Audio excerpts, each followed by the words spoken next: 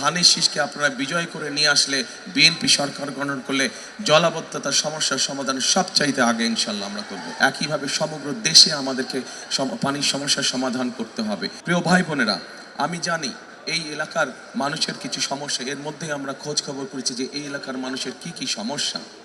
এলাকার মানুষের একটি প্রধান সমস্যা হচ্ছে আপনারা প্রতি মাসে বিল দেন কিন্তু গ্যাস ঠিকভাবে আপনারা পান না, তাতে বিভিন্ন রকমের সমস্যার সমাধান হয়। প্রিয় ভাই বোনেরা, এই সমস্যা শুধু এই এলাকার মানুষের সমস্যা না, সমগ্র দেশে বিগত সময় আমরা দেখেছি কোনোভাবেই দেশে নতুন গ্যাস কূপের সন্ধান করতে দেওয়া হয়নি, কোনোভাবেই গ্যাস কূপের সন্ধান করতে দেওয়া হয়নি। আমাদেরকে এই সমস্যার সমাধান করতে হবে, যেমন আপনাদেরকে এই সমস্যার হাত থেকে রক্ষা করতে হবে। একইভাবে এই সমস্যার সমাধানের মাধ্যমে আমাদেরকে নতুন মিল, ফ্যাক্টরি, কলকারখানা তৈরি করতে হবে, যাতে করে আমরা দেশের মানুষের কর্মসংস্থানের ব্যবস্থা করতে পারি। প্রিয় ভাই বোনেরা, এখানে মানুষের অনেক দিনের একটি দাবি, বিশেষ করে মধ্যবিত্ত এবং নিম্নবিত্ত মানুষ, তাদের জন্য একটি হাসপাতালের প্রয়োজন। এই এলাকার তাদের চিকিৎসা সুবিধার জন্য একটি হাসপাতালের প্রয়োজন। এইটি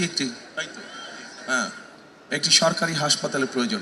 ইনশাল্লাহ এই ব্যাপারে ধানের শীষ বিজয় হয়ে 12 তারিখে সরকার গঠনে সক্ষম হলে ইনশাল্লাহ আপনাদের সমর্থনে, আল্লাহর রহমতে আমরা এই ব্যাপারে উদ্যোগ গ্রহণ করব।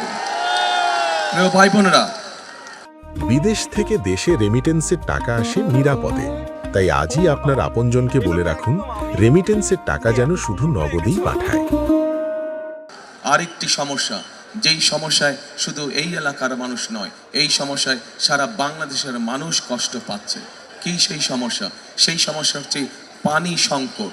এই এলাকার মানুষ যেরকম বিল দেয় কিন্তু পানি সঠিকভাবে পায় না, ঠিক একইভাবে আমাদের দেশের খাল বিল সবগুলো শুকিয়ে গিয়েছে। ওপারে বাঁধ নির্মাণ করে আমাদের নদীর প্রবাহগুলোকে বন্ধ করে দেওয়া হয়েছে। প্রিয় ভাই বোনেরা, এই এলাকার পানির সমস্যার সমাধান যেমন আমাদেরকে করতে হবে, একইভাবে সমগ্র দেশে আমাদেরকে পানির সমস্যার সমাধান করতে হবে। এবং সেই জন্যই আমরা খাল খনন কর্মসূচি গ্রহণ করেছি, যার মাধ্যমে আমরা শুধু এই এলাকার মানুষের পানির সমস্যার সমাধান না, চেষ্টা করব আমরা ইনশাল্লাহ সারা দেশের পানির সমস্যার সমাধান করার জন্য। প্রিয় এলাকাবাসী, প্রিয় ভাই বোনেরা, সামনে কয়দিন পরে বর্ষা মৌসুম শুরু হবে। শীত শেষ হলেই কয়দিন পরে বর্ষা মৌসুম শুরু হবে, এবং বর্ষা মৌসুম যখন শুরু হয় তখন এই এলাকার মানুষের সবচেয়ে বড় দুর্ভোগ হয় জলাবদ্ধতা। অনেকগুলো রাস্তাঘাট আছে এই এলাকার ভিতরে যেগুলো সব পানির নিচে চলে যায়। এই জলাবদ্ধতা এই এলাকায় যেরকম আছে, ঢাকা শহরের বিভিন্ন এলাকায় আছে। আমাদেরকে মানুষকে এই জলাবদ্ধতা থেকে দূর করতে হবে।